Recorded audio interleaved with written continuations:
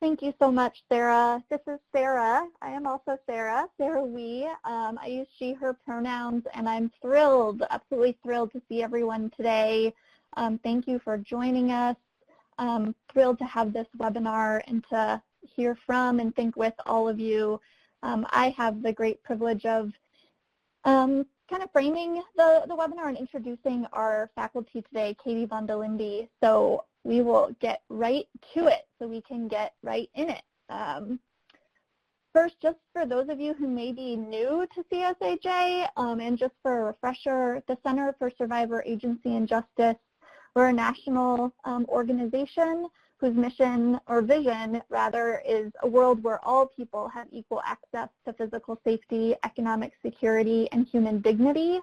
And what that means and how we do our work is paying really close attention to how domestic violence, gender-based violence actually, and issues of poverty really intersect, overlap, operate with each other. And we try to address and interrupt this in three key ways: by removing systems barriers, by enhancing organizational responses, and by improving the professional practices that really help meet the self-defined needs of the domestic and sexual violence survivors. So that's us as an organization.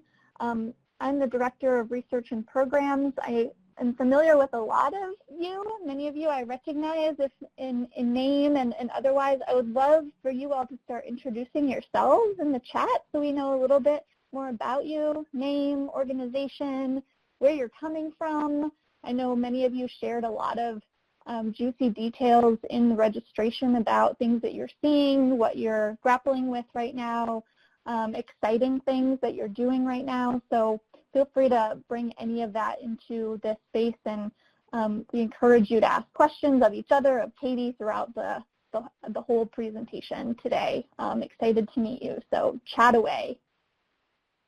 Just as a little bit more background, this webinar is part of CSAJ's Access to Justice project. We know that there's a lot of access to justice work across the country and in communities around in this space. We really look at how we can account for the costs to ensure survivor safety. So this project is targeted to working with legal advocates, non-lawyer legal advocates, to identify and remove those costs so that we can address the economic barriers in how survivors and advocates yourselves have to navigate and, in fact, change systems to enhance economic security and options for safety. So that is where this is coming from, and we have a lot more in store with this project as well as other national technical assistance and training that we do. So we're glad that you're here, and I'm looking forward to hearing from everyone. Wow, we've got folks from California to Pennsylvania, Missouri. This is amazing. LA, folks from New York City. This is exciting. Representing so many different places. Hi, everyone. Thank you for sharing. Thanks for the exclamation points. Keep that coming. Great to have you. So now I'd like to get into it. So I'm going to introduce Katie von der Linde, who is going to lead this conversation and training with you on the foundations of survivor-centered economic advocacy, especially now during COVID and in the moments that we're really living through right now. Katie has been advocating, writing, and thinking, and teaching, in fact, on issues of intimate partner violence for over 20 years, and an expert advisor to us here at CSAJ for over 10. We often call her honorary staff person, whether or not that's a good thing or not. She's done direct advocacy, was really on the forefront of developing survivor-centered economic advocacy programs and approaches, now teaches at Washington University in St. Louis. She holds expertise in survivor-centered advocacy, in organizational change, credit reporting and repair, predatory lending, coerced debt, and so many other consumer and economic issues that I don't have to tell you all really impact survivors' options for safety in the short and long term. With us, Katie has done some amazing work in developing a comprehensive guidebook with us on consumer and civil legal advocacy for survivors, supports us with demonstration site work. We're doing a project in DC right now, is a core partner in this Access to Justice and our broader consumer rights initiative. So those are just a few things that I have the pleasure of gushing about, Katie, and I will hand it over to her to do any more, to give a fuller introduction of yourself and to take it away. So thanks so much, Katie. Thank you so much for the opportunity for letting me do this today, and thank you so much for Sarah from the National Council of Juvenile and Family Court Judges for helping us through our process today. So it's so wonderful to see all of your names and to read a little bit about you and to be here today to really start thinking about some of the foundational concepts and constructs as we think about survivor-centered advocacy. So as Sarah said, I've been doing this work for a long time, and how I really got started on looking at some of the challenges around economics for survivors. I was a domestic violence sexual assault program assistant and advocate in rural Iowa. And I really was struggling with helping my clients. I had so many skills around crisis intervention, and I had skills around how to help with an order of protection, and I had skills on how to do hotline calls and all of those different pieces that I received such great training on. But over and over, I found that so many of the folks I was working with were really constricted about their choices based on their economic situation, either from their own life and some of the challenges that were created through their different identities, through systemic racism or through settler colonialism or through anti-LGBT challenges, through having different ability levels that were making it challenging to get economic resources, and I should say, also as a result of their partner's actions and this interaction that we saw between power and money. And while we talked about that, I received very little training on how to help people. You know, maybe I was given a budget sheet, but not really explain how do you really create a budget with somebody who might not have all of their financial information, or for whom it may be unsafe to gain all of their financial information. How do I work on credit issues safely? And so I began this journey of looking at economic work and what it means. And so here I am years later, living in St. Louis. I've done economic education here for many years. And now, as Sarah said, I do a lot of teaching and supporting other folks around this work. So I also want to tell you, I came into this work because I am passionate about working with survivors, not because I'm great at working with money. Actually, I think I'm pretty bad at it, and I have learned over the years that just like anything else, it's a skill, and it's a skill that everybody can hone and figure out how to do. But most of us, in my experience, don't come to social work or advocacy or legal work because we want to help people around money or because we see ourselves as an accountant. So I am here to say that you can do this. And so in that vein, to think about what do you do well when it comes to money as we start thinking about working with survivors around their financial needs, could you put in the chat some of the things that you think you do well? I'm seeing some people. I'm seeing some people talking about where they are and where they're working. And so what do you think you do well when it comes to money? What do you think in terms of your own life or working with survivors, but mostly just in your own life? What do you do well? Kirsty does well with budgeting and saving. That's awesome. I see Wanda is introducing themselves.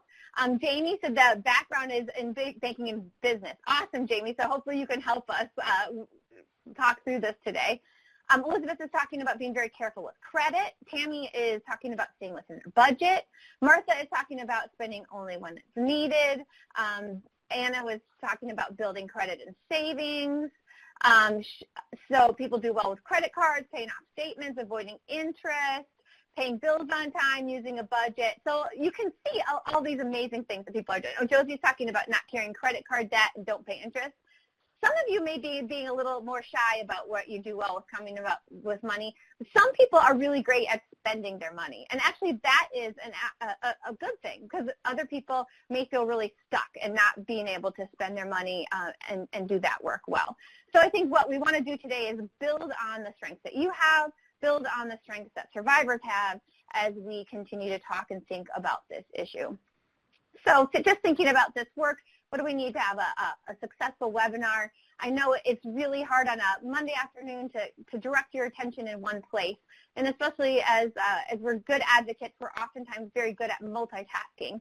So I'm hoping that if you have the opportunity to really focus in today, and so we can think together in a directed way that might be just a gift that you give to yourself to not have to be doing a million things. So I also want to say that some of the things that I say may not fit with kind of how you do advocacy, how you think about work, and that's okay. The way that we learn and grow as a field and as a community, I think, is by learning from other people and then deciding what works for us and what doesn't work for us. So I'm hoping we can have those conversations today and figure out what that looks like as we're doing this work together. So thinking about some of these challenges and what's happening, you think about your survivors that you're working with. I'm wondering, what are some of the costs that are impacting your court-involved survivors? So what are some of the challenges that court-involved survivors may be facing when it comes to their economic situations? And it may even be helpful to kind of sit for a moment and kind of close your eyes if you feel comfortable and think of some survivors you've worked with in the last few days, few weeks. What are some of the things that continue to happen and continue to see as maybe trends in the folks that you're working with?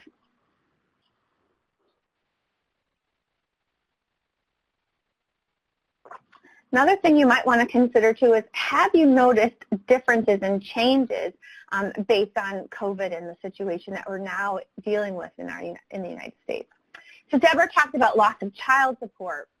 Absolutely. So potentially through the court system or through potentially a partner losing a job, so not having access to pay money around child support.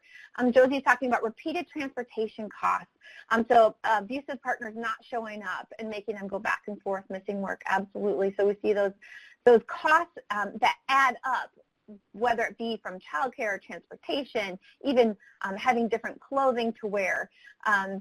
Talking about abusing the system against survivors and making them pay for legal representation. So we all have shared this experience on knowing that the survivor is forced to continue to be involved with very high legal fees or struggling to find adequate legal assistance at a low cost.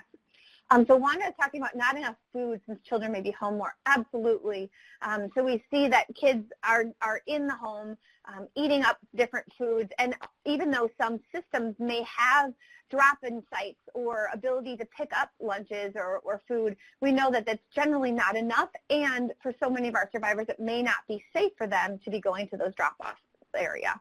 Then more people are talking about child support issues.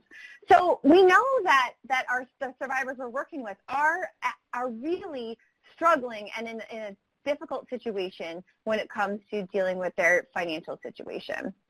So we talked about this a little bit. Sue was just talking about retainers, that their legal assistance for attorneys who include the client or know enough about intimate partner violence. Absolutely. So some of our lawyers we might be working with might not understand DV and might make recommendations that just aren't safe for our survivors, or not understanding the nuances and why the abusive partner continues to bring things up in court that seem like minutia. So absolutely. So thinking about all those different pieces. The other thing that I want you to consider as you're thinking about this question about what are survivors dealing with in terms of cost, and how is COVID-19 impacting survivors? I want you to think about, how do you know this? Are survivors telling you this? Is it something that you're routinely asking about as you're doing work? Is it something that comes up in the work that you do together? So kind of trying to start paying attention to how are we framing conversations with survivors about financial situation. So Sarah, we mentioned on the chat that CSAJ did a national study about economic challenges facing survivors, and we're going to actually look at some of that data in just a moment, but there is a lot of data on that website, so I really would encourage you to look at that, look at some of the amazing work that Sarah has done in terms of data visualization. It's really a wonderful resource for us all to look at. All right, so Sarah, we are going to do a poll, our first poll. So my question was, the financial impact of COVID on my clients has been, or COVID has impacted my client's situation to a huge degree, somewhat, not much at all, not much or not at all. What do you think? Okay, so we're seeing somewhere between, it looks like, as people are voting, it looks like a lot of to a huge degree and somewhat. So that may really depend on location, the community, that resources that folks have within that situation. Great. All right, so it looks like definitely there's few people with not much or not at all, but most are to a larger degree or somewhat. All right, thanks, Sarah. You can put the poll away if you want. Thank you so much.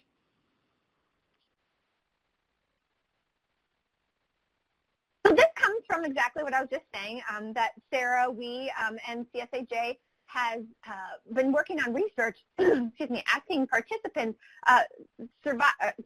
advocates and folks that are working with survivors throughout the country to ask them questions about how COVID is impacting survivors. And this is just one of the many charts and the information that they have. Like I said, I would encourage you to look at that as well. But out of the 608 direct service providers, almost all, which is 98%, said that survivors they talked with mentioned facing economic challenges due to the pandemic. So 92% mentioned some sort of money or resource. 91% had health or safety issues that might be related. 89% had child-related issues around economics. 88% said challenges with getting financial relief, and then 84% said challenges with legal and systems. So we are seeing reports that as you are all saying as well, that survivors are being impacted by COVID-19. So how are survivors doing? Again, this comes from the research that CSAJ is continuing to work on right now. And they found that 2/3 of all survivors that advocates were working with had lost income or a job or had trouble paying their bills. So 2/3 of survivors had that sort of situation where their money coming in had a challenge based on their income or job, or they had challenges paying their bills. And that 50% of survivors had trouble getting food, public benefits, and challenges with a stimulus check. So we know that there was a lot of challenges with survivors in the stimulus and abusive partners either taking the stimulus, not sharing it with them. We know that survivors who are undocumented or their partners are undocumented, if they're married, they will not get the stimulus. So that was a real challenge in that community as well.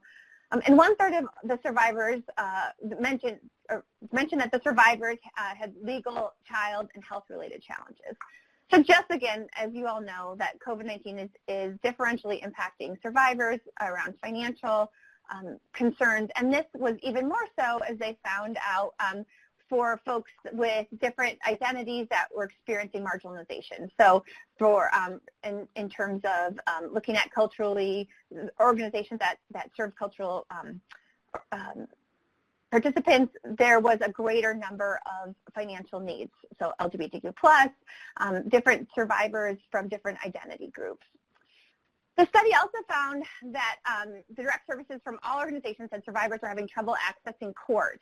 And I'm sure, again, you're all seeing this as well. So potentially from the courts being closed, that they can't access remote hearings, that there is no counsel or accompaniment, issues around health concerns, gathering evidence, language access, no virtual court, cases not being deemed emergent, or defendants don't show up. So not only are survivors facing these challenges with economics, that maybe they could have some remedies through the court system, but the court system itself does not seem to be accessible at this time for a lot of our survivors. So if anybody wants to mention in chat any of the things that you've been seeing in terms of survivors having access to some of the court services and some of the challenges that you have seen, that would be great.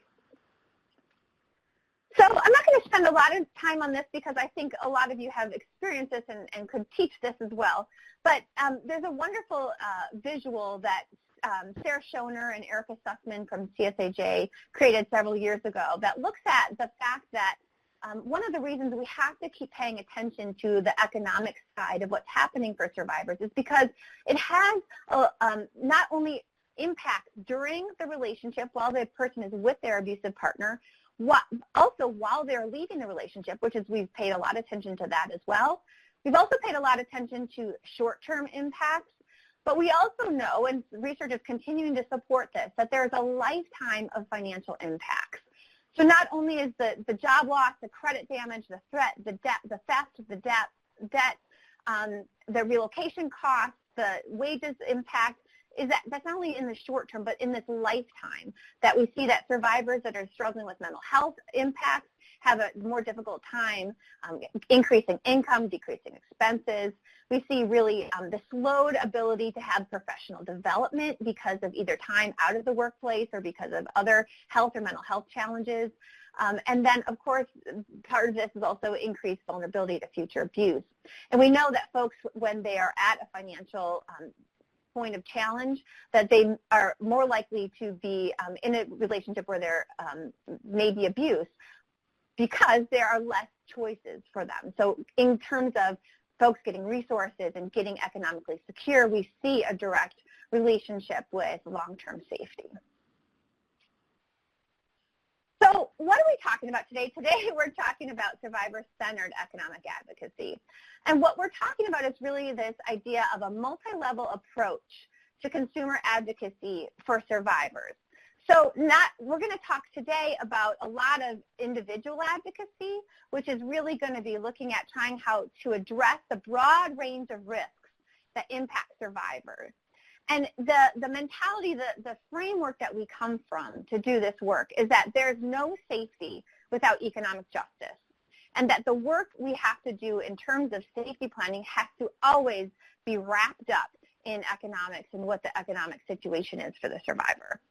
And that economic advocacy and asset building strategies are ineffective if we're not paying attention to the safety and privacy needs of survivors. So we've seen over the years different folks coming in and saying, oh, I'm going to do some economic work with survivors of domestic violence, and they may make recommendations of you need to do this or you need to do that. But without understanding the very complex and nuanced needs and safety concerns of survivors, we may be putting them at a greater risk of harm. So what we've found in doing this work with survivors and around economics is there's no cookie-cutter approach. And there's also no directive economic work. Just like we're wanting to give choices all the time as we're talking with folks around safety and understanding that they are going to be the expert in their situation, the same is true when it comes to economics.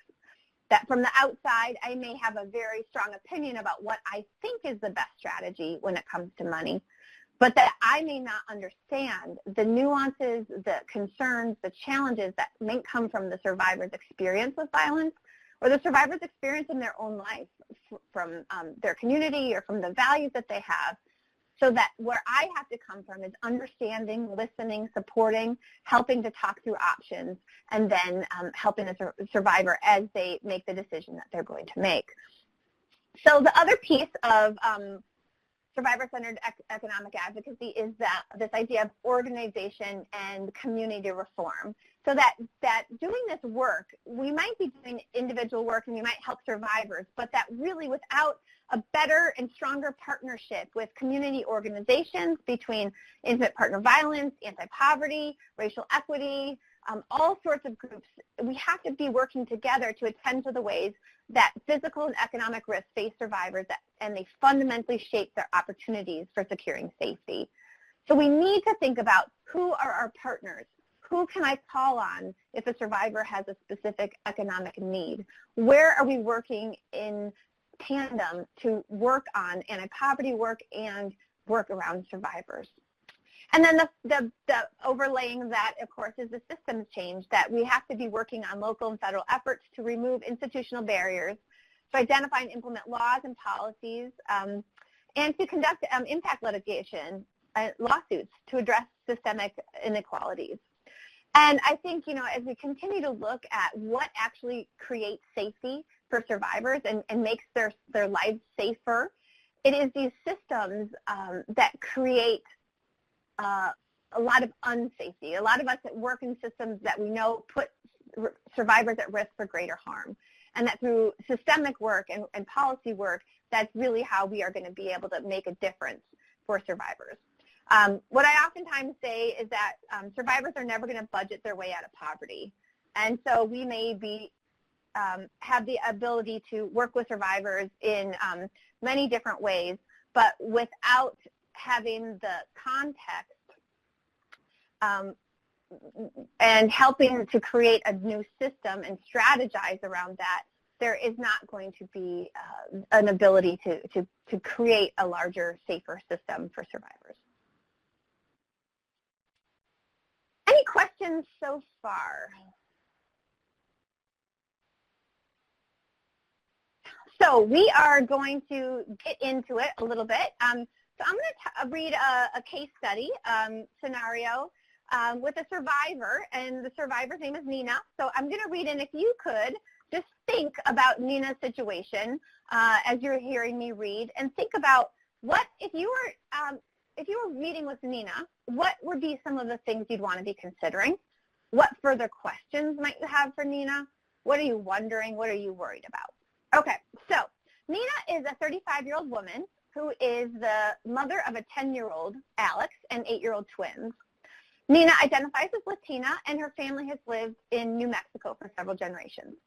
Nina graduated from high school and married her high school sweetheart, who is the father of the boys.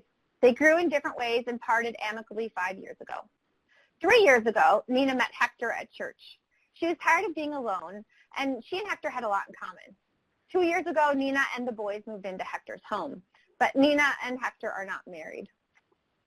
Nina worked for years at the local school as a secretary. She loved being a part of the boys' school, but with COVID-19 and the kids at home doing virtual learning, she and Hector decided it was best if she left her job. Now she works only a few hours a week from home, helping Hector with the payroll at his work. He doesn't pay her, but he says since she's living in his house, that's compensation enough. Hector also kept Nina out of their banking situation, saying that she should trust him. With everyone at home, Hector has been increasingly frustrated with Nina and has become short-tempered with the boys.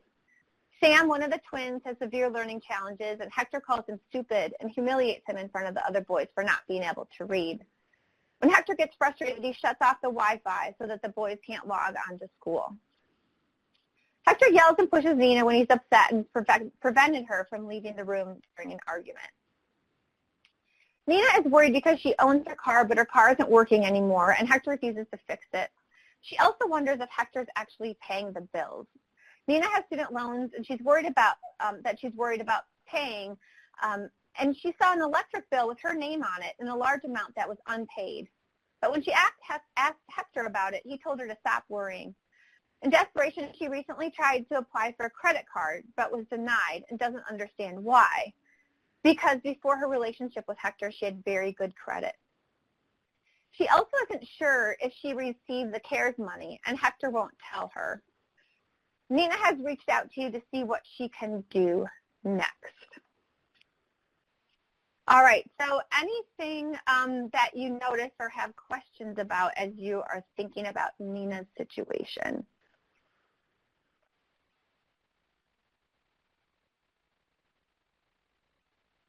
Let me think. I see some people typing, so I'm just going to give you a minute. Take a deep breath.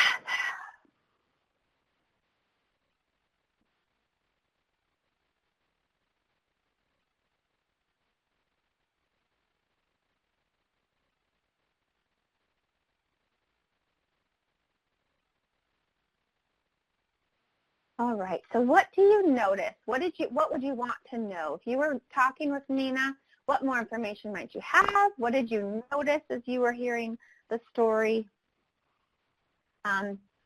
So Deborah asked, was the CARES money sent in the check or did she have it deposited into an account that they both share? So that's a question. We don't know. Was the CARES money sent to in a check or did she have a deposit? So we don't know. So that's a question we'd really want to know. So where is child support going, right? So is her ex-husband paying child support? What does that look like? Has she went down a free credit bureau lately? So has she looked at her credit to see what's happening with her credit, to look at her credit report? So those are really good questions. So sounds like she doesn't know about what's happening with her credit situation. So that may be something that we'd want to check out with her. So we're going to come back to Nina's situation. We're going to take a step back a little bit and talk a little bit more about what is survivor-centered economic advocacy, and then we're going to go back to Nina's situation. If you have other more comments with hers, let me know. So why is survivor-centered work so hard? Oh, Pam asked, does she want to get out of this relationship? Great. So that would be a really good question. So what is she thinking? What's her plans? What's her future with Hector? What does she want out of that situation? And maybe what does she even want to get out of the work with us? Right? That's a really good question. Great. So getting back to this survivor-centered work, that most of us don't go into this work because our money skills, which I talked about earlier. And oftentimes another really huge challenge as we're doing work around money and safety with survivors is that there are so few resources. And that for so many of our survivors, it almost feels like too hard of a conversation because there feels like there's just so little we can do. Sometimes we feel so helpless or so frustrated when we're trying to help with the economic situation. And that sometimes survivors don't mention economics as a piece to us because they say, well, I'm coming here for the domestic violence, and they might be conceiving that in a certain way. And if we're not asking specifically about how the financial situation is going, they may not think to talk to us about it. They may not think that we are the people to help around that situation. Another challenge is that we are also dealing with these systems, as I talked about earlier, that are racist and sexist and transphobic and homophobic and ableist. And so working around economic situations within this context can be very, very frustrating and disheartening. Another challenge is that most of us are not taught to talk about money freely and openly, especially in white middle-class culture. There's a lot of embarrassment about talking about money and kind of a value system that says that it's not okay to talk about money. There are some other communities that may be more communal in their ability to talk about money and to share money. But for some of us, talking about money with folks and talking about with survivors may feel like it's a privacy issue, or if a survivor is not bringing this up, it may be something that I shouldn't be talking or bringing it up for them. Oh, great. I see Sue also added to our conversation. Isolation is stark and is forced dependence for Nina. So what work has she done in the past? If she figures out a way to divert money to herself, will she lose her housing? Great.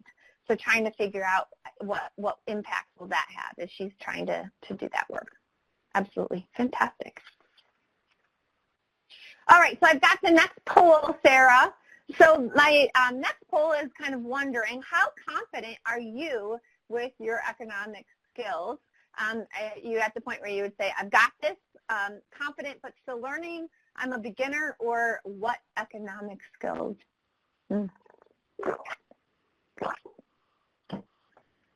Great. So we've got the numbers are fluctuating still a little bit, but we've got some people that are in the I've got this stage, so I'm hoping that you can help share with us as we go along this.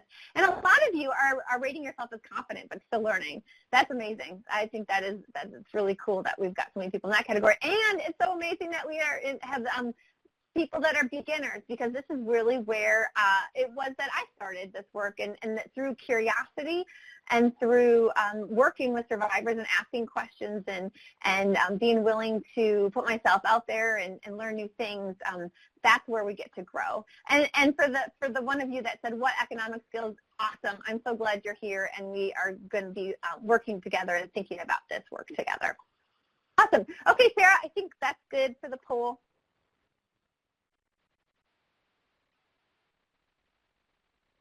So we talked a little bit about what makes up survivor-centered economic advocacy in terms of working at the individual level, at the partnership level, and at systems change level. But I want to also dig deep on to what are some of the philosophical reasons and thoughts around survivor-centered advocacy. And so I really see this concept overlapping with survivor-centered advocacy, with trauma-informed care, and motivational interviewing. And I'll talk a little bit about why that is for y'all. So for me, when I think about survivor-centered economic advocacy or survivor-centered advocacy, I think, as I talked about earlier, that it really addresses both the physical safety and the economic needs of the survivor with the goal of safer. So, so much of this amazing work that's been done at the Northwest Network and through Jill Davies to really look at this concept of we can never guarantee that anybody is safe, and that the work that we do that works to increase survivors' self-determination so that they can make choices about their life leads then to safer.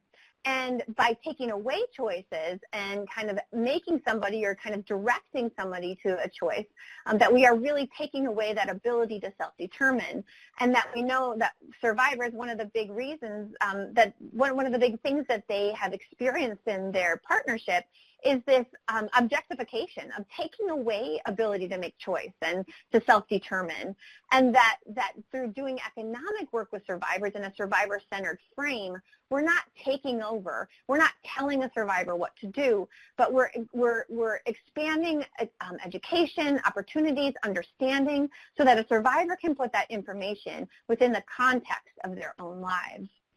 So one of the stories I like to tell is that, and how this becomes relevant is because, so I was working with a survivor years ago, and I used to work at a program where we had an individual development account where survivors could save for a specific match, and we would match their money 2-to-1.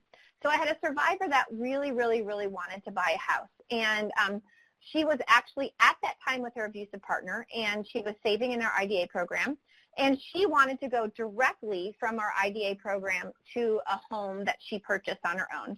And she had enough savings to be able to put a down payment down.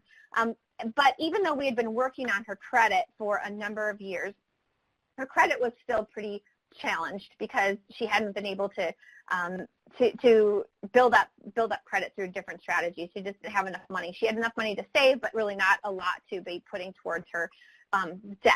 But she really wanted to buy a home, and the only loan that she could get was a balloon mortgage payment. So some of you might be familiar with that, where after 12 months, the whole loan comes due. And they don't have those anymore because now there's a whole bunch of good changes within our loan systems. But at that time, that was still available.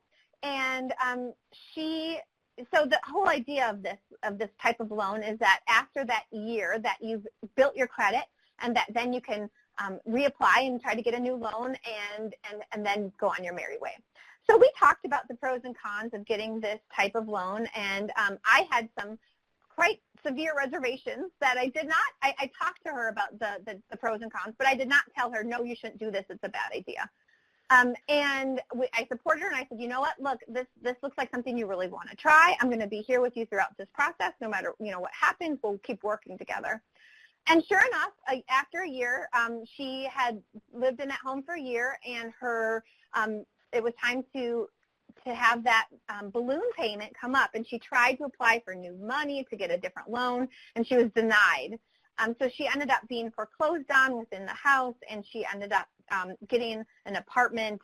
And kind of throughout this whole process, I felt so heartbroken and kind of worried about her, and we had a meeting, and I said, thinking back to everything that happened, how do you feel about it? And she said, oh my gosh, I would have never changed a thing, because without buying a home, I don't think I would have had this confidence to leave. I didn't want to go to shelter. I didn't want an apartment. I wanted to get my own home. And that was the first time I lived in my own place, and it was a wonderful year of healing, and I did amazing things. And now I know that I don't want to own a home. I can live in an apartment, and we can still work on building my credit from here. So through that opportunity to allow the survivor to make an economic choice, even one that I didn't feel was potentially in their best interest, I could not have predicted the future. I could not have said, this is what's going to happen. And so because, as all the folks that we're working with have to live their own lives and have their own future, letting that go, allowing people to make choices and supporting that choice along the way is really, to me, what it is survivor-centered advocacy. And you know, we have some folks that have done a lot of research around survivor-centered models, and some of this research has found that survivors who work with advocates who use survivor-centered models have less difficulty obtaining community resources over time, experience less violence over time, and have a higher quality of life and higher levels of social support that they report. They also report fewer depressive symptoms, and there's actually a report of reduced repeat abuse. Finally, research has shown that survivors who work with advocates who use survivor-centered models have increased optimism and increased internal tools. So they feel like they can go back and think about, how did I make that decision? What were some of the pros and cons that I looked at? How can I make these decisions? So it's this idea of self-efficacy, that I can make my decisions about my own life. And these are really important components. So I think survivor-centered advocacy is a really important part of this beautiful Venn diagram. But another piece is this idea of trauma-informed care. And we hear trauma-informed care talked about all the time. And the reason that I put it into survivor-centered work is because trauma and money are intimately related for our survivors. I was just talking to another advocate who's worked out in New York City, and she said this so beautiful. She said, when people look at their credit report as a survivor, it's oftentimes a story of their abuse, because they can see the times that they were in the hospital, that now the hospital is coming back for collecting money. They can see coerced debt, that they were forced to buy a certain item or have a credit card. Or maybe they can see some identity theft, where their partner opened an account up with their identification and fraudulently. Or maybe it's just a showing of an eviction that happened after an abusive incident and a community evicted the family. There is so much that's tied into trauma and money, and so it's a really important factor to talk about as we're working with folks. So whenever I start walking down the path of economic work, we will talk about trauma and the relationship between trauma and money, especially when we're talking about doing things like pulling credit reports. And what I also love is that so much of these concepts around trauma-informed care overlap really well with some of the concepts of survivor-centered work and motivational interviewing. So a key part of survivor-centered economic advocacy is humility, and telling survivors we don't know exactly what the answers are or what's going to happen, and so we are going to be humble and trying to learn from their experience.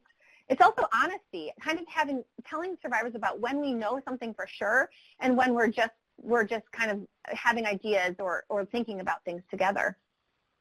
Another really important part of trauma-informed work is trustworthiness and transparency, and creating a partnership is key to doing the work with survivors around economics. Another piece of trauma-informed care is this idea of collaboration and mutuality, which we've already talked about a lot, that the client is the expert in their life and their situation, and what we can do around economics is provide information and help them, support them as they make their decisions for their own life. Also, in terms of trauma-informed care, there's the idea of empowerment, voice, and choice, which is completely right along the lines of survivor-centered work, that we recognize the power and that there's always a power differential between ourselves and a client, which is why we have to be very careful when we're making a recommendation to a survivor, because, especially when it's around economics, because a survivor may think because you are the professional, you know more than they know, and that they should follow what you're saying, even if it doesn't seem right for them in their lives. So we have to identify that as advocates, even though we feel oftentimes very powerless in the systems that we work or where we're showing up, that to survivors, we have more power, and that we have to be very clear about how we're using that and thinking about it. The other piece of trauma-informed care that's so important is for survivor-centered work is this idea of culture, historical, and oppression as a piece of the work. So we have to understand intersectionality, how folks' experiences have impacted their lives, especially around economics, and these are really important keys. So motivational interviewing is kind of a style, and it's more than just a set of techniques, but it's the way that you are present with your clients. And the thing that is awesome about motivational interviewing is, again, is it has a lot of evidence as something that's very effective. I use many motivational interviewing techniques when I'm working with survivors, especially around decision-making, strategies, and skills within that piece. But what I love about motivational interviewing and how it goes so well with survivor-centered work and trauma-informed work is the spirit of motivational interviewing. It's really how you do this work.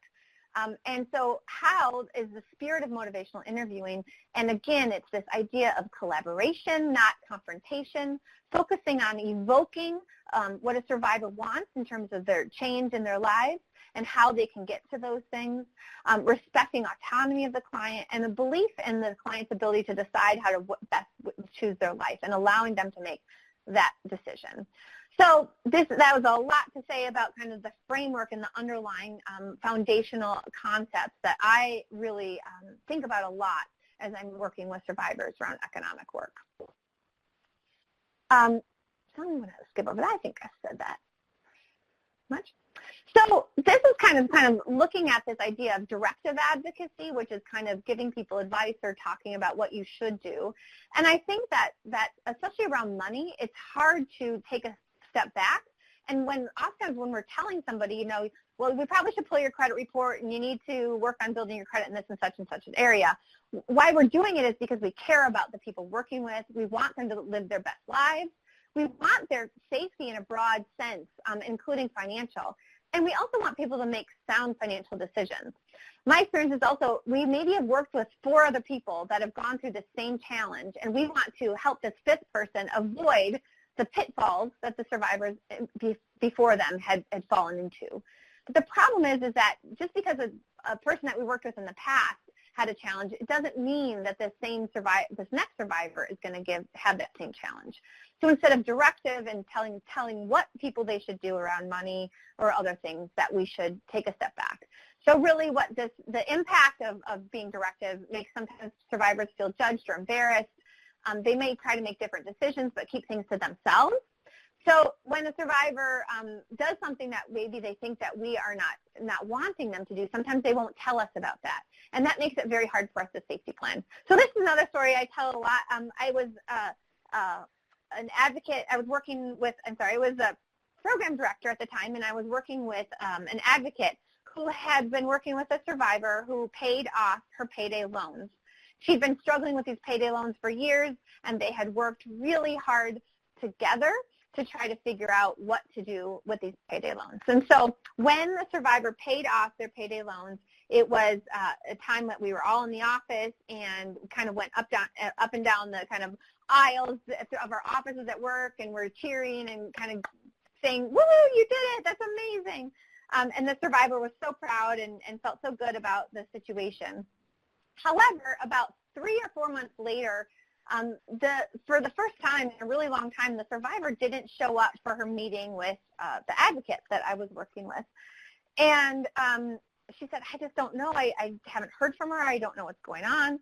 And so we talked about some different strategies, and she decided, well, I'll just write her a note and just tell her I'm thinking about her. So a few days later, she got a call from the survivor who very sheepishly said, I didn't want to come because I was really embarrassed because I had a emergency with my car, and I ended up taking another payday loan, and I just knew you would be so disappointed with me, so I didn't want to come. So this is just such a good reminder for me that sometimes our directiveness is not only in what we're telling people or not telling people, but also in how we respond to what a survivor does. So being very careful about what our responses are, what we might say, how we might indicate that we want the survivor to make a certain choice. So again, it's completely appropriate to just talk to the survivor about how does it feel to have that paid off, what kind of support do you need, and maybe even having the conversation about, like, this is a safety net you've used in the past. We've talked about other strategies and safety nets, but I'm wondering if this will be a safety net you use in the future again, and talking about what that might look like if that is, and what might happen. So just an important kind of things to think about as we're doing this economic work. All right, so what are the steps for this survivor-centered economic advocacy? So the first thing that I think we have to do when we're working with any survivor around economic work, whether it's in a one-time discussion that we have on a hotline call or at court, or a long ongoing relationship that we have with a survivor, we have to have a certain assessment about the current financial situation. What the survivor, how the survivor is feeling about their situation, how they see their financial situation, what worries them about that financial situation. So thinking about getting some sort of assessment on that piece. The other thing we have to do is review and develop past, current, and future economic plans. So those of you who do a lot of safety planning, this is just a part of that as well. Just like in a safety plan, we would never build a safety plan without talking what a survivor has tried in the past. It's the exact same thing as we're working on economic planning. So kind of understanding the survivor's financial plans, and also what has worked, what hasn't worked. Because if I am going to work with the survivor and recommend a certain path economically, or talk about a strategy, and the survivor has tried that and it hasn't worked for them, then we've really wasted both of our times, and I haven't really honored the survivor's experiences and what they know about what's going to work for them or not, based on their experience, their situation, how their partner responds economically. The third thing we have to do is attend to the economic situation in the face of safety. So figuring out what are the next steps. What is the economic plan, maybe for the next week or for the next month, or however long that we want to be, that the survivor wants to be thinking and working on, and looking at the current situation. The final piece might be creating strategic partnerships. So who do we need to get the survivor connected to?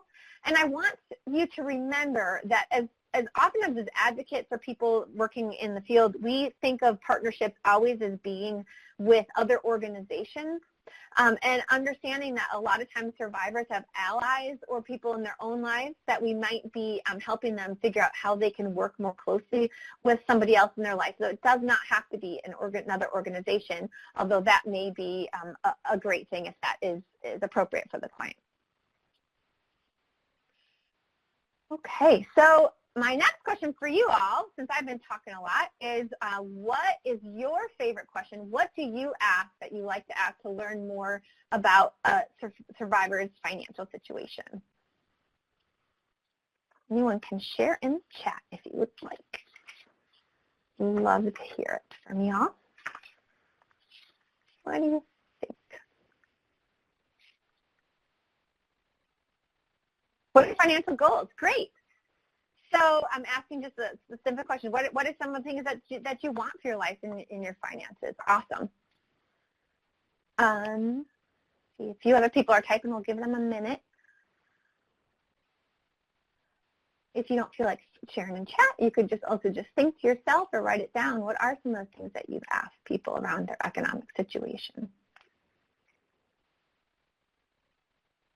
Great. So Martha asked, are you receiving public assistance or any assistance? So might even be questions about, like, what money do you have coming in, or what help do you have coming in? Sometimes that might be, in the form of goods, or it might be in the form of cash assistance, depending on what's happening for the survivor. Great. So those are some great questions.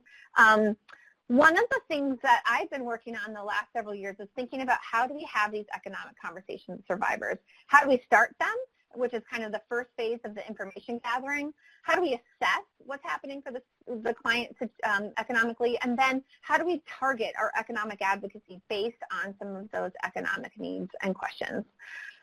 So one of the pieces that you have today as a PDF is a document that I worked on with CSAJ that's called Starting the Conversation, and it is hopefully a tool that will give you some language and some strategies about how do we have conversations with survivors around economics. What are some things we could say to kind of start the conversation? What would we ask in terms of our first questions and trying to understand what's happening for a survivor? How do we assess what that is? And then how would we use that information to target the work that we were going to do with the survivor based on what the survivor shares with us? So sometimes I've heard from different advocates that they just don't even know how to start a conversation around economics. Sometimes, we're lucky enough that the survivor will bring it up, but if we're not, how do we get into it? And so this is just one. You could do it a million different ways, but this is just one thing that I languaged out that just says, as I'm getting to know you, to know what's happening for you right now and hearing some of your needs and challenges, and I'm trying to determine the best way for us to work together, it'd be helpful for me to understand more about your situation with money. And so it's kind of giving them the frame. And then I might say, in my work with other people who have challenges with their partners or ex-partners, I have learned that oftentimes their partners have made their situation with money worse, and that has made them feel less safe. I'm wondering if you feel comfortable with me asking you some questions about your situation with money. So one of the strategies that we oftentimes use within motivational interviewing is this kind of idea of elicit, respond, elicit.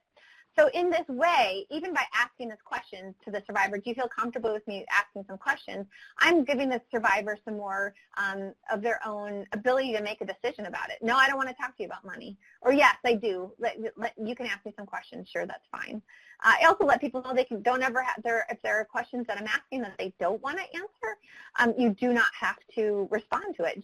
Just say pass or just I'm not going to answer that one, or I don't want to talk about that. And that really puts more direction into the survivor's hands.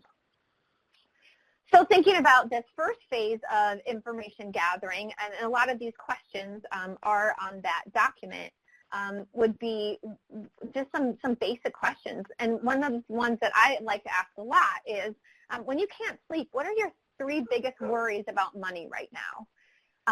That's a huge one, because now I can see how they're prioritizing, how survivors are prioritizing their concerns about money and what is really bothering them. So oftentimes when we're working with people, they might have 15 financial situations that are going on for them, and it can feel overwhelming even for me as an advocate to know where we start. But if we can talk about the 3 biggest concerns, then that guides our conversation and the work that we're going to do.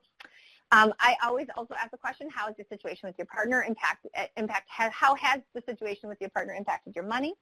And now adding kind of how has money changed for you since COVID? And asking those questions can be really important and helpful. So after we kind of get this initial sense and the initial picture of what's happening for the survivor around their economics, then we're trying to do some assessment. Again, some prioritizing, trying to find out strengths, trying to find out values that a survivor has, because their values may be very, very close to their own cultural identity, or the way that they were raised, or the way that they want to raise their families. And so I want to make sure that as we're having conversations, I understand and respect those values and what's happening for people. So if I'm working with a client who doesn't want to be involved in the credit system, then I'm having a really different conversation than somebody who might feel comfortable being involved in credit. So these assessment questions are things like, when you've had money problems in the past, what have you done? What worked? Would you try it again? So this is, again, trying to get to that past situation and understanding that. What do you do well when it comes to money? Just like I asked you in the beginning, trying to identify strengths and how we can build on those strengths with the survivor. And then what is it important when it comes to money for you? What did you learn about money growing up? So helping to understand some of the values. And then sometimes I might even ask you, like, and how has that changed to how you're thinking about money now? I see a typo there. So thinking about that assessment phase is going to be the next phase. So how might you use that tool or these questions with Nina? What might you want to ask her, given the conversation that we talked about earlier? So I know somebody asked about maybe what are her financial goals would be an awesome question. Tell me more about the money that you have coming in. You also talked about thinking about tell me more about your housing situation. Tell me more about your employment and what you've done in the past. So having some of those basic questions to understand the situation. I might be really interested in kind of understanding Again, what are Nina's biggest concerns? She sounds like she's mentioned a concern that there might be a lawsuit against her. There's some concern that there's these big debts. There's concerns about her housing, about her car, about her kids and her kids' education, since Hector is really impacting her kids' educational safety at this time. So looking at some of those pieces as we're doing this work. Any other questions that you'd want to make sure that you ask Nina as you are doing work with her? Great. So Gina, how has COVID changed your money situation? And what we know already from just our little that we know about Nina is that it seems like it's changed it quite a bit. And she went from being employed outside of the home to being inside the home and working for Hector. Right. So the third step, as we talked about, is this idea that we use the information to partner with the survivor to do targeted economic advocacy. So we use the information from phases 1 and 2 to develop an individualized, specialized economic plan that guides our advocacy efforts and guides the work that we do together with the survivor. While we're always, as we're doing economic work and employing the economic advocacy skills and strategies, we're constantly going back to asking how these things are currently looking in terms of the survivor's life. So we don't finish the assessment process as we go on to the economic advocacy strategies. We're constantly assessing to see what's working and what's not working with the survivor situation. So what might targeted economic advocacy look like? On an individual level, it might look like creating a meaningful cost of living plan. So I used to work at Redevelopment Opportunities for Women in St. Louis, which is an economic education program, and we decided that we were not going to use the B word, which is the word budget, because when I say budget, all of a sudden you might have an idea in your mind that I'm trying to get you to spend less money. But a budget is really just a plan for how you spend your money, just like a diet is just like a plan that you want, what you use for eating. But as soon as I say diet, you think I'm going to be restrictive. So instead of budgeting, I like to use the term creating a cost of living plan, because that's really what we're trying to figure out. How much does it cost you to live? And are you able to meet those costs right now? And if not, how can we strategize either ways to reduce your costs or to increase the money or services or goods that are coming in so that you can live and that you can meet your needs that you have right now? Another thing we might be doing with targeted economic advocacy, and these are just 3 of many, many things we might be doing, is safely ordering a credit report or working on credit repair. Now, why do I say safely ordering a credit report? So we know for when we're ordering a credit report, especially when we're going to www.annualcreditreport.com, which we all have the ability to access one free credit report from each of the 3 credit bureaus once a year, is that we have to update our information and put information about where we're living and our phone number within that information. So when we're working with a survivor, we want to be very sure and understand if the survivor is concerned that their partner or ex-partner may look at their credit report. So it's illegal to look at somebody's credit report without their permission, but we know that it happens all the time. And we know that one of the biggest challenges with economic work with survivors is that your intimate partner generally knows all of your data or information in order to pull a credit report. And so if a survivor thinks their partner is going to pull a credit report, we're going to be really careful about what address we put into the system, and so that their partner or ex-partner is not going to know what that is, especially if there's issues of stalking or if the survivor is in hiding. So it might be a conversation too. Maybe a survivor says, oh, well, yeah, my partner knows where I live because we have shared custody. That's not a problem. So that's just, again, like what I'm saying is we're trying to understand what are some of the safety concerns connected for this specific survivor. Another thing we might be doing in targeted economic advocacy at the individual level is talking to survivors about what is fair debt, what's their fair debt collection right. In a partnership, we might be doing, and the partnership level, we might be reaching out to anti-poverty organizations. We might be meeting with local credit unions to discuss services. So we know a lot of commercial banking institutions, the big banks, may be really less flexible with some of the services that are able to be provided for our survivors who may have a negative banking history. But credit unions oftentimes are very flexible, so creating new partnerships in that way. cross-training with housing advocates. So maybe there's housing advocates around in your area that could help you understand more about the housing things, and you could help them more understand about intimate partner violence. So looking at that. And where systems change might be doing things like documenting patterns of economic challenges of survivors. We know that a lot of our national organizations really count on us as advocates to let them know what we're seeing. And this is exactly what we're talking about with CSAJ's recent research on COVID. They really relied on advocates to report some of those trends so that we can have the information. And that will help us all, so we can help get funding and help create changes within systems work so that we can hopefully continue to advocate for better solutions for survivors. All right.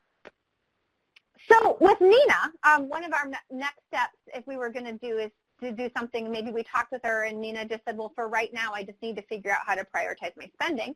One of the things we might be thinking about is how to prioritize spending. And I think that we wanted to talk about this today because there are some ways that we're thinking about prioritizing spending differently during the pandemic. Now, I just want to say a caveat. So just because we may think that it's better to prioritize spending one way or other because of the pandemic, we're also realizing that survivors are going to make decisions that are best for them. So this is information that we might be saying to them. I know you talked about really trying to make decisions about how you prioritize your money and feeling really stuck about what to do first and what to do second. I'm wondering if you would be comfortable with me sharing with you some of the things that I've been thinking and talking about with the pandemic and some of the things that I've been learning, and then we can see how that impacts your situation. So by having that conversation up front, I'm saying to the survivor, I'm not telling you what to do. I'm just telling you some of the things that I'm thinking about right now. So this is a graphic that comes from, again, from CSAJ's work. They had a newsletter that came out kind of looking at these issues. So if you look at this diagram, we see that within COVID, one of the things that we want to talk about first is that there's potentially higher prioritized spending, so that survivors are really thinking about spending money on their the prioritized needs first.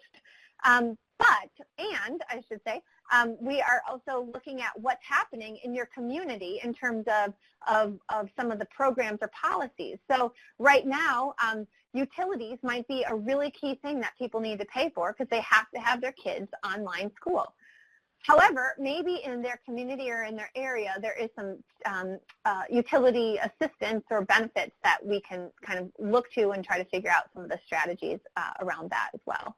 Again, same thing with housing. I know in St. Louis, where I live, there is an eviction moratorium that's on right now, and kind of talking to survivors about what does it look like in terms of that, and then if we're not deciding not to pay rent for a few months, what might that look like when that moratorium is over? How would we kind of figure out what the strategies we were going to do to move forward when that was over in the way? So I'm going to move on from this graphic. So you can see that we're going to talk about higher spending, maybe essential spending kind of based on what's going on, and go on from there on this diagram. So we talked a little bit about this as well already. So another thing that might be a general high priority, even still within COVID, is some court judgments, criminal justice costs, and child support. So we know that there hasn't been a whole lot of assistance in this area, and that courts are still holding people accountable in most communities. So it's just another thing that we might want to look at. It's like, what is our community doing around court judgments right now? Again, another thing that is a lower priority now due to potential forbearance is thinking about paying student loans. So we know that there's a federal forbearance for federal loans that are federally backed until December 31st. So we know this is the first time that this has happened where there's not interest. People can oftentimes take a forbearance and take some time, months off of paying, but they would still be accruing interest. So right now, nationally, people are not accruing an interest during their forbearance. So as they come back, they'll just come back to their regular payment without any additional interest within that. So understanding also that it is just for federally backed student loans. Other things that might be lower priority due to COVID is taxes owed to the IRS. There's been, obviously they have not been able to do an additional stimulus that may impact folks at the federal level. Who knows if that will ever happen. But kind of having some conversations with survivors about what their tax situation and what that might look like now may be a good time to have those conversations. And then some of the longer-term priorities for survivors who are just really trying to make it through COVID is going to be some medical debt. So one of the interesting things about medical debt is that it's supposed to take longer for it to get onto the credit report because so many people are kind of still trying to figure out insurance. So you have 90 days before medical debt goes onto your credit report, whereas a regular debt, if you did not pay back a credit card and it's been 30 days late, that's going to be reported on your credit report. Medical debt won't be reported until after 90 days.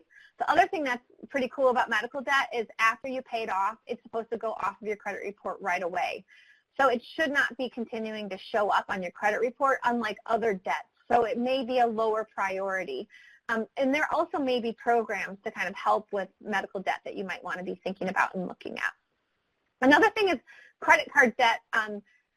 The challenge with credit card debt is obviously the fees and interest add up very quickly. However, we know that that really, if a credit card company wants to come to get your money back, they have to go through the court system. They have to have a judgment against you to get to garnish your wages or to get money back. And generally, that's going to take a long time and a long process. Another thing is if you have a survivor that is going through that process, I would recommend that you look for a consumer lawyer in your area or consider going to court with the survivor, even if you're not a lawyer, because the credit card companies are betting that people are not going to come or show up to court around credit card debt. So credit card companies are really, really good at screaming really, really loud and saying, pay me, pay me, pay me, or you're going to be in trouble, I'm going to sue you. And so survivors and all of us oftentimes get very afraid of that. But understanding that the reason that they're screaming so loud is because that's really all they can do until they take you to court. So helping understand that and maybe talking to survivors again about a fair debt collection.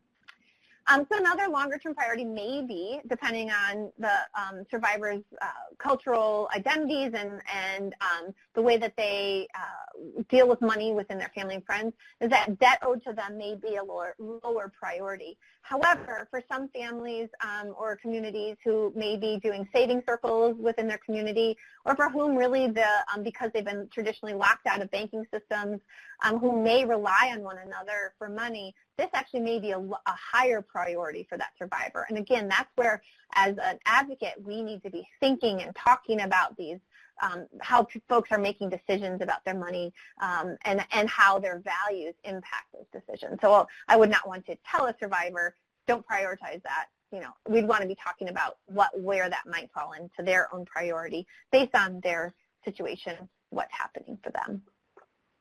If anyone has questions or thoughts about how you have thought about prioritizing money as you're looking at COVID and the situations there, please put that in the chat.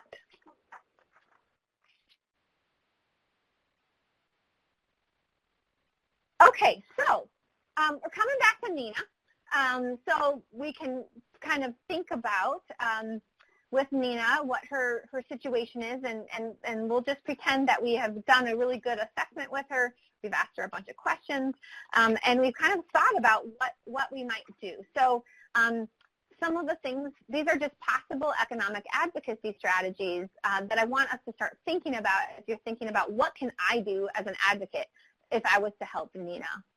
So one of the things that we would want to be doing, obviously, is talking about safety and housing options. So you all would be doing that anyway. That's what advocates do. But what we do with an economic lens is asking how their financial situation is impacting that. How because Hector owns the apartment, do we know if Nina's on the lease or not, or owns the home? I'm sorry, I can't remember now. I think they own. It says he's in his house. We don't know what that means. Does he own the home? Is he renting? What does that look like? Does she have any legal rights to the home. How does that look, and what is she thinking about in terms of housing? Asking about kind of what she wants for her life, and maybe she identifies that she wants to know more about an order of protection. So we might be talking about an order of protection and what are the potential economic remedies. So knowing in your community, in your area, what are the economic remedies that can be requested through your order of protection process. And so it could be, asking for paying for different needs that she might be having, especially in terms of housing. So it just really depends on your state and what some of your legal remedies are, your economic remedies. We know that a lot of advocates are very hesitant to ask for economic remedies as a part of an order protection process because many times judges are frustrated or just don't want to do the economic remedies. However, kind of what we've talked about a lot at CSAJ is kind of the more I think that we as advocates start normalizing requesting economic remedies as a part of our process, that is actually kind of a way that we're working on systems change to let judges know that this is something that people can ask for through, depending on what your laws are in your state. Another thing we might be doing with Nina is talking about what are some of her options for finding financial information. So it sounds like Hector is hiding a lot of this financial information. How could we strategize about finding that? Are there ways that she could try to gain that information? And then the other question that I always ask survivors, and I bet you all do too, is how will your partner react if they find out? And then what might be your story, right? So if she's looking for financial information about the stimulus and really they're not married, we don't know if they filed jointly or what's happening with their filing status. And so if we're trying to find tax information, Nina might come up with the story that maybe she's going to tell Hector that her kid's school has said that they need that for her to qualify for services or something. So kind of asking, what are some of the things that you think you could say if Hector found out you were looking for this? How do you think he'll react? What are the things that you could do to reduce that challenge? And talking about that as we're safety planning. We might be reviewing the resources. What resources is she using? What resources does she have? How can we build on those resources? We might be working with her to create a cost of living plan. Does she have any money right now that's coming in? Is she spending money? How is that looking? And what I do with a lot of times with survivors, so if I'm working with Nina and Nina says, well, I'm not sure what I want to do, if I want to stay with Hector or not, but I might not, we might say, well, let's make 2 cost of living plans. Like, what would it look like to live without Hector, and what would it look like to live with Hector, and how can you think about your cost of living plan in both strategies, in both ways? So it's very rare as I'm working with people that we're having one cost of living plan. It's oftentimes kind of concurrent planning as people are thinking. Or if somebody says, I'm planning on staying with Hector, then that's what we're working on. We're working on creating safer in that situation, even economically. Other possible actions that we would be doing with Nina, we might be doing some credit work. So as I talked about earlier, we're going to be thinking about, is Hector looking at her credit report? How could she pull her credit report safely? What's on there? Because it sounds like earlier from some of the stuff that she talked about is that there might be some identity theft or coerced debt that's kind of going to be showing up on her credit report. So the credit report might give us a lot of information. And thinking about then what could she do about it if she finds that credit that he has used her credit. Would she want to dispute that? What kind of safety issues would come up for her? Would we talk about if it was identity theft, what would she want to do about it? And so there's a lot of things that we could do with her in terms of credit. We could work on, for example, if she didn't feel comfortable trying to have a case around identity theft and going to the police, she could add a security note on her credit report. And she could say something to Hector like, hey, Hector, I was watching the TV and I saw they're saying a lot of people are having problems with their credit right now. And so I'm thinking that we both should put a safety warning on our credit reports that says, don't give credit to me without identification. Or maybe we could talk to her about a credit freeze and kind of seeing what would Hector think about that. So thinking about strategies around the credit. Another thing I do with survivors a lot is create a credit action plan. What are some of the strategies that they want to do around credit? And sometimes when I'm working with advocates, they'll say, why work so much on credit if you had somebody that's really struggling in other ways? But we know that so much for so many of our survivors, housing, insurance, car insurance rates, so much cell phone, ability to get a cell phone, so much of this is really rely on our credit scores. And so doing some of that work is really going to have long-term financial consequences with survivors. Other things that we might be doing with Nina would be helping to educate her about her rights and responsibilities with the lawsuit. So if the credit card company is suing her, what are her rights and responsibilities? If she has some things that are in collections, are people calling her incessantly? What are her rights in terms of being contacted by creditors and collection organizations? So this is just a piece, and I wanted to show you kind of a visual of what would be some of the economic work that we could be doing with a survivor. And I'm sure that you all, as you're thinking about Nina's situation, may be thinking about a lot of other strategies, thinking about the educational strategies that may be tied to economics with her kids and what's happening for her. So if you think of other things that you might do if you were working with Nina around her economic situation, I would love to see that in the chat. Or if you have any questions about what that might look like to do some of that work with Nina.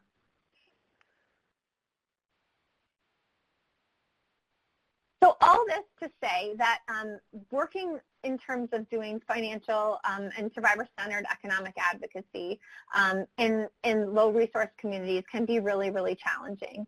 And that, so like I said earlier, for so many of our clients, when the situation seems so challenging, it's hard to even know where to start.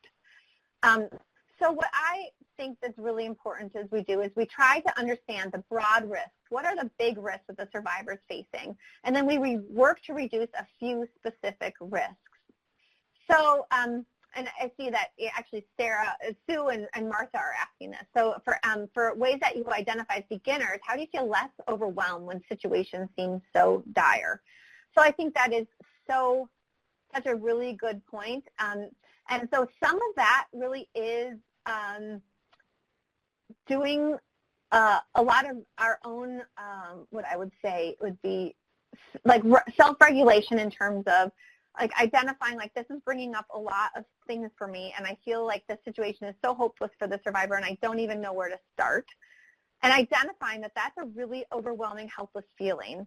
And when I feel that, what do I usually do? Do I usually kind of run away or pull back, or how do I even begin? And so what I would say is as you look at that feeling, kind of turning towards it and seeing what are the first next best steps with the survivor. And I think for a lot of us, when we're working with people who have been in especially really hard situations for a really long time that can be so overwhelming, we have to realize that the coming out of that economic situation is also going to take a really long time. And so our work that we're starting to do with survivors is to do our first best step and trying to figure out what are the risks that we can reduce first. So is the risk that the survivor is prioritizing, how can I do that work? The other thing I think that for me that's been really helpful is to just go down the path and start kind of saying, okay, what I'm going to start with right now is I'm going to start with housing. And I want to really understand housing and evictions and how that impacts people's credit. And that's where I'm going to focus on first because I see that as a trend within my survivors. So what you could do is think about that one thing that you want to focus on and learn about. CSAJ has amazing resources, as Sarah was talking about earlier, that have the guidebook that I worked on with CSAJ with many other amazing advocates. Could have a whole chapter on housing and and that could be maybe you say this month this is what I'm going to really focus on and learn, and kind of start implementing some of those strategies. So not trying to take it all at once, but step by step. And I tell you what, how I learned the most about doing economic work was by doing economic work. And by walking with survivors and going through the process with them in a way that that was, again, curious and humble, and helped me learn the steps to go next. I also found that there were people in my community that were much better at this than I was. And what I had to bring to that relationship was the idea and knowledge about survivor-centered work. But there were credit agencies in town that allowed me to kind of come watch and shadow them so I could learn about credit work and then put my eyes of domestic violence to that as well. And so you don't have to know everything. You don't have to know everything at first. You also have to know that there's not going to be this great economic turnaround within the first weeks that you're working with a survivor, that it's going to take slow, steady steps that are constantly being impacted by our economic system. And so what also I think we need to do is build on what the survivor's strengths are, and think about who might be some of their allies and some of their natural resources.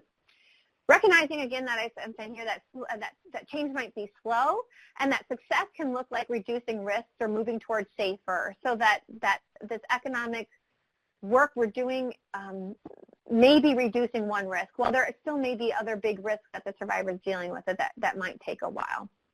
Other things that I would think about is, how do we cultivate creative partnerships within our organization? Do we have somebody on our board who has a car dealership or an auto repair that we can help? What are some of the strategies that we can do in that sense? And then to think about, of course, this idea of the spiral of change, that as we're working with people and we're working on economic strategies or things that they're working on with their partner, that sometimes people maybe have learned something about economics, or maybe have helped fix their credit report, or have gotten out of debt, and then they actually, something comes up, there's an emergency, and they're back into debt, or they're back in a payday loan, or they're back into a situation that isn't healthy for them. And recognizing that just because that happened doesn't mean they are not further along in their process and knowing more, so that as we work with them together to move forward economically, that they're at a different point than they were than when you began that work together. So I know that it's very hard. What I give you, my hope for you is that you will do this work with a humble and curious hunger to know more about how to help survivors around economics, and that you will use your resources. And I hope that I and CSAJ will become one of those resources for y'all.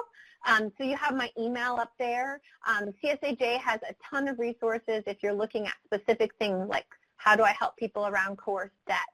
How do I help people create a cost of living plan? We have all sorts of webinars that are on the website. And I just really would love and be honored to talk with you about your own strategies and challenges on your economic journey. So if you have any other questions or ideas, please let me know either in the chat or give me a call. But I also want to be respectful of your time. Sarah said, yeah, any final questions to leave with that you have for me, please let me know.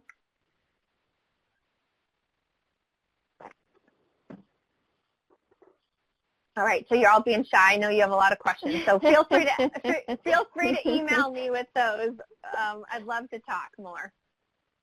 Yeah, if you're anything like me, this is Sarah again. All those questions will come pouring into you probably the second you get off the call, so we hear that for sure. Thank you so much, Katie. I learn so much from you every time I get to get the privilege of sitting in on this, and thank you for all of your work in thinking through, starting with values and survivors' own goals and needs, and working from there to help cut through how challenging this space can be. So just thank you so much for your time, and thanks everyone for joining us. Just to give you, you should be directed to this link, but this is another place where you can first give us feedback on this training and all the resources as well that were shared, and share your questions here. So sit on it for a little bit and use this as a way to send some of your questions. And there's We also ask if you'd like individual follow-up. We do provide individual technical assistance, so we'd be happy to have one-on-one or group or peer calls with you and anyone from your organization. So just let us know what you need and use that as a tool or one other way to ask those questions. And I'll just echo Katie's thanks for sharing all of your great questions, being here, and feel free to reach out. Here's some of our basic info where you can always reach us, and some places that we're online where you can follow us and get the latest and greatest, and we can follow up with you there too. So thanks again, Katie, and thanks to NCJSBJ, and thanks to all of you especially for being here. Thank you all. Have a great Monday. Cheers all.